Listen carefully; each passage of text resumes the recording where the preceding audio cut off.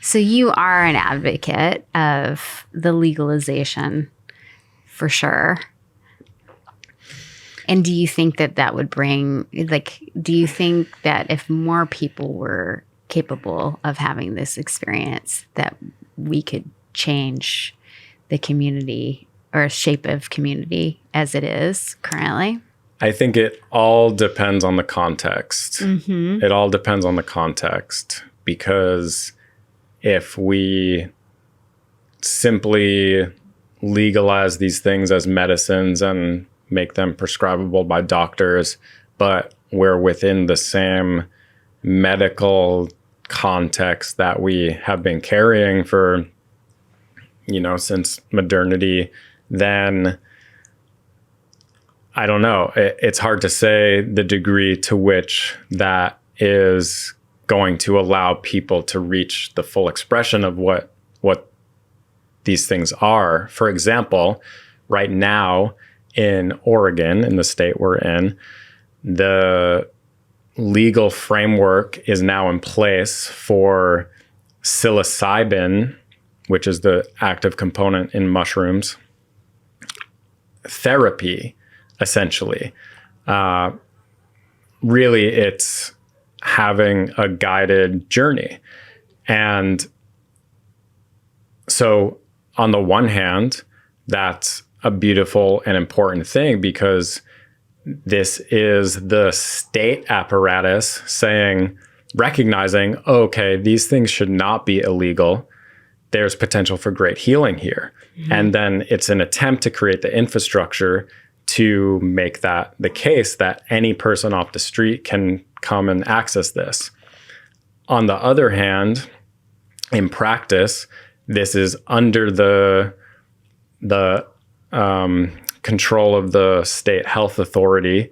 And so, which, is a bureaucratic system where they are implementing all of these rules and regulations on how this can be done, like very precisely down to how much you can give, how many hours you are required to spend with the person that you're serving, and all the way down the line, all kinds of rules and regulations, which isn't necessarily a bad thing. Of course, you want to create safety. Like we're talking about, we're dealing with something that is potentially very destabilizing.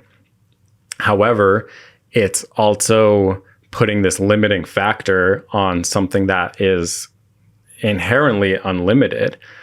And so are we actually best serving people by creating this particular infrastructure, which also is going to cost a lot of money, thousands of dollars?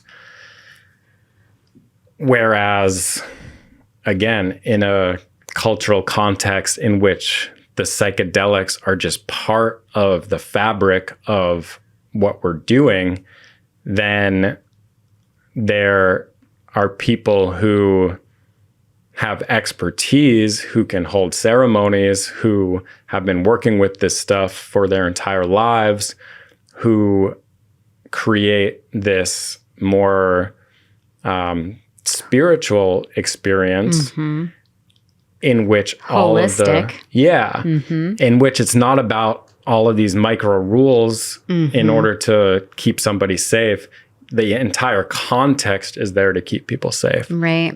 So this is all to say, I see the benefits and potential pitfalls of a movement toward legalization. Mm-hmm. I think it's inevitable, and I think that it's certainly happening. And mm-hmm. I think that overall, it's a good thing that these powerful healing agents are no longer being suppressed. However, we in the psychedelic sphere need to be stewarding this to make sure that it's unfolding in a way that honors the sacredness of what it is we're working with. Mm. These aren't just, it's not simply medicines in the way that taking a Tylenol when you have a headache is medicine. Right. This is categorically something completely different. So all of the old rules that we have kind of need to go out the window. Right. And we need to actually reach back to the older rules before what our current culture has become was, when the psychedelic experience was part of a rite of passage, was part of the entire cultural milieu, where there's people who are extremely studied and well-versed and experienced and trained called shamans. And there's, everybody in your circles have had this experience, so they know how to hold you properly after you have this experience, and so on and so forth. There's so much that we have lost in this culture, and now we're here on the verge of a total cultural transformation in which the psychedelics become really mainstream. It's happening. It's going to happen. So let's deal with it properly and work to create the cultural context, not just the medical infrastructure where you can punch your ticket and take your ride and be sent off on your way.